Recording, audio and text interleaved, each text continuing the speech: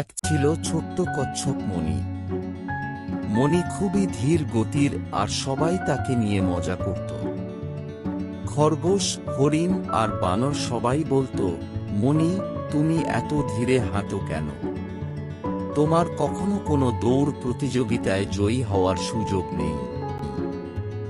মণি এসব শুনে দুঃখিত হলেও তার ধৈর্য ছিল অসীম।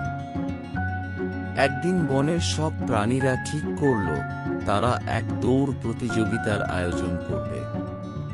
খরগোশ হেসে বলল, মণি, তুমিও কি এই প্রতিযোগিতায় অংশ নেবে? আমরা তো জানি তুমি খুব ধীরে হাঁটো। মণি হেসে উত্তর দিল, হ্যাঁ, আমি অংশ নেব, কিন্তু আমি কখনো হাল ছাড়ব না। দৌড়ের দিন এলো। প্রতিযোগিতায় খরগোশ, হরিণ, বানর সবাই খুব দ্রুত দৌড়াতে লাগল, আর মণি ধীরে ধীরে এগিয়ে চলল।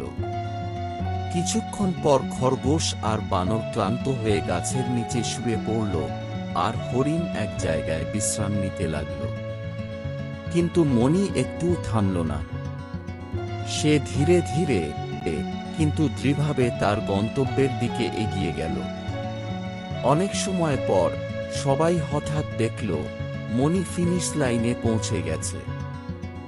সবাই অবাক হয়ে গেল।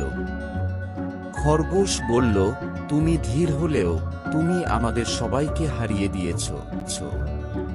মণি তখন বলল, ধীরে চলা কোনো সমস্যা নয়, যদি তুমি কখনো থেমে না যাও। আমি জানতাম যদি চেষ্টা চালিয়ে যাই তবে একদিন পৌঁছবই। সবাই বুঝল ধৈর্য আর একাগ্রতা থাকলে যে কোনো বাধা পেরোনো সম্ভব।